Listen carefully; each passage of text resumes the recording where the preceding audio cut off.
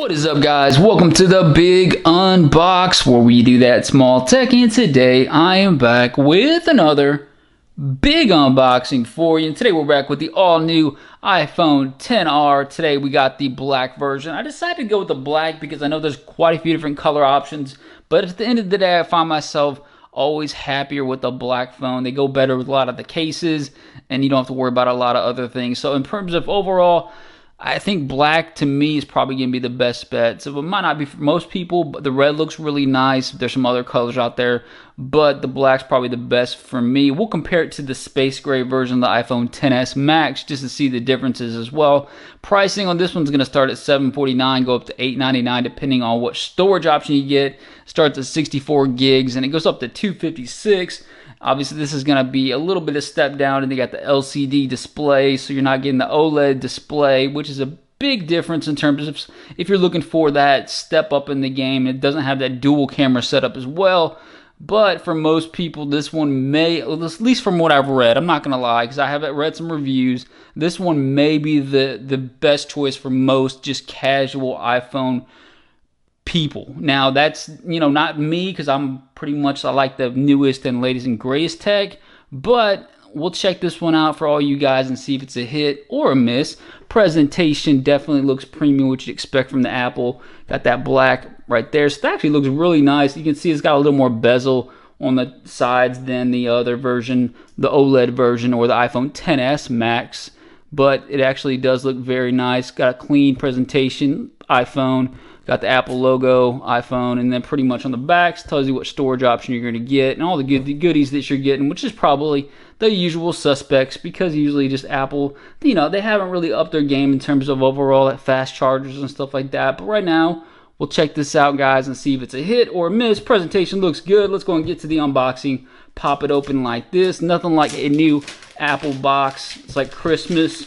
You pop it open like this, and you got that nice suction, and yep, just a clean box. Designed by Apple, so you got that. Got the little stickers, stuff like that. Nothing really else to it. Here's the phone. For some reason, it's already turned on, which I don't know why it did that, but we'll see. Got your power brick. Again, no fast charge yet.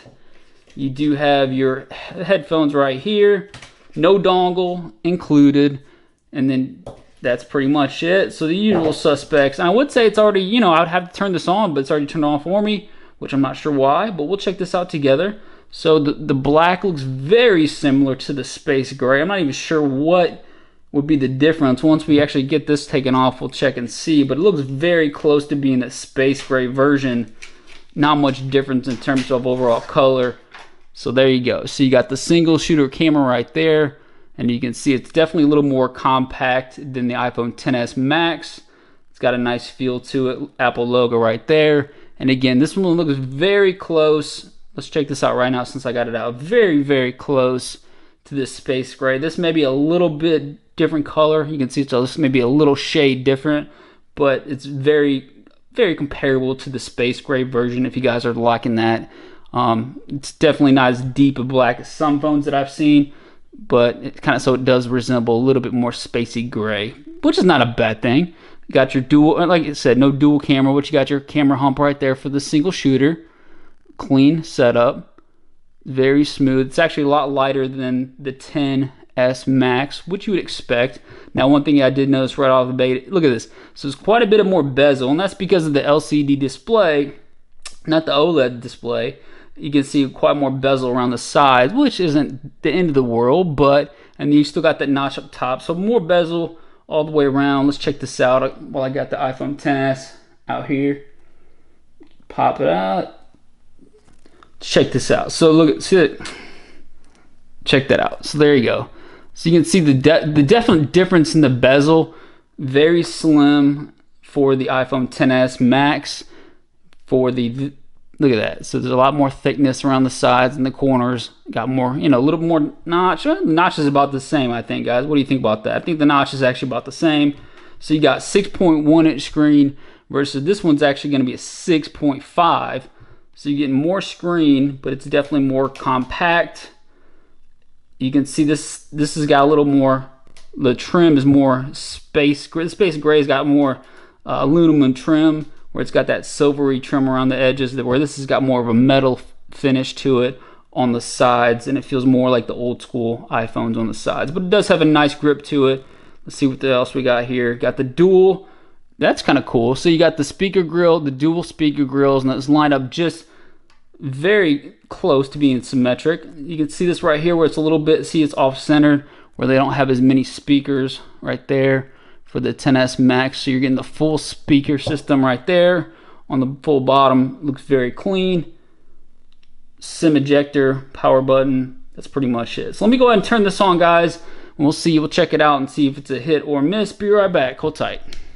Alright guys, welcome back. So we got the iPhone XR set up, and it was pretty smooth, no issues at all. And like I said, this one actually does feel pretty close in terms of overall build quality to the XS, and what you would expect. That I think the XS is a little more premium. That series, you can see just a little bit more premium quality in terms of the build. Like the trim right here is a little more chromed out, looking a little more sleek. Then this is more got that aluminum siding. You can see the aluminum all the way around the edges, where it's more dull, kind of like an old school iPhone. So that would be like my only difference in terms of overall build quality. The back's pretty much the same. It's got that glass back. And again, both of those, I can't even really tell the difference between that. Can you guys tell the difference between that on the camera? The space gray and the black, I think it's maybe a little deeper for the black than the space gray, but they're basically the same color in my opinion, maybe just a shade off. Now let's check out the brightness, and I'm just going to show you guys a couple things. Now this is max brightness, so you can see the black borders. Now one thing some people may be turned off by is those black borders all the way around the edges. That's a little bit more like a screen. You know, you guys have ever seen those screen protectors that has those black borders around the edges? That's kind of annoying. That might annoy some people. It doesn't look terrible, but it does, you know, kind of cut into the actual screen itself. Again, that's because of that LCD display. It still actually looks very bright and very vibrant. I know there's a lot of talk about the actual screen, and is it going to be bright, and is it going to be good? Let's check the difference out between. So this one is a lot more crisp. You can tell the OLED, definitely cleaner looking versus this. They're both on max brightness. So you can see the difference is a lot cleaner, a lot brighter, but again, the price point is a lot more expensive too. So if that's your main concern of having the best screen quality, you definitely want to go for the S series. If this is not your main concern, you might want to check this one out, because you know you can't really tell too much unless you're looking side by side. You can see this is more creamy, this is a little more crisp white. You can see it's probably more deeper in terms of the blacks as well. So this is more creamy look to it as well. But again, it's personal preference. This one definitely, in my opinion, looks a lot nicer. But overall, I mean, for the price, it's definitely gonna be probably a choice for a lot of people. We're gonna hit up the accessories real hard, starting with some. You know, they don't have any official cases from Apple for this version, which is very disappointing. But we're going to get to some of the other cases. They got some OtterBox cases that were available at the Apple Store. We got the reviews and Belkin tempered glass screen protector coming up. So if you guys have any suggestions, throw it up in the comments section. We'll get to as many as we can. Let me know what you guys think. Hit the subscribe button. We'll see you guys next time.